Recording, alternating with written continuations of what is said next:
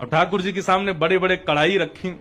तो उस दिन पुजारी जी से गलती ये हो गई कि सामने मिठाई रखवे की जगह, खीर रखवे की जगह उनने कड़ी रख दी। कड़ी रख दी, कड़ी के पीछे चावल रख दिए, चावल के पीछे मिष्ठान रखा और सब सजा दिए सामने। और सजा करके रसोई घर की किवाड़ लगा के 45 मिनट का भोग लगता है, 45 मिनट के लिए पुजारी जी चले गए।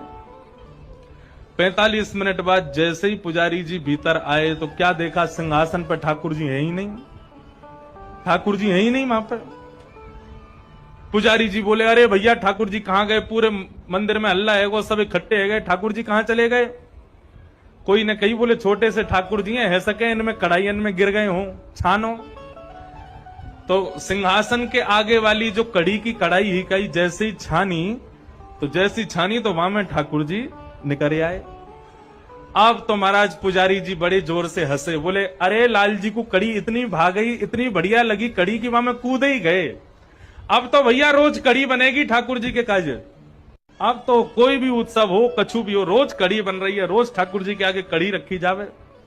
10 दिन तक रोज कड़ी रखी, तो 10वें दिन रात में सपने में पुजारी जी के सपने में ठाकुर जी आ गए और रोने लगे जोर जोर से।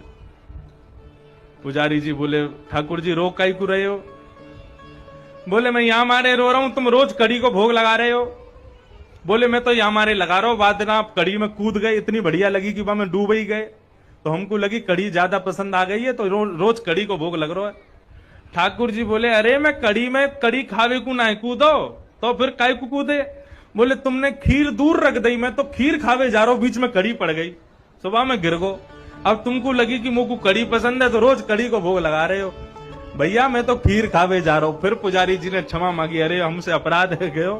तब से फिर ठाकुर जी को मिठाई आगे रखी जाए, वाके पीछे नमकीन सामग्री रखी जाए।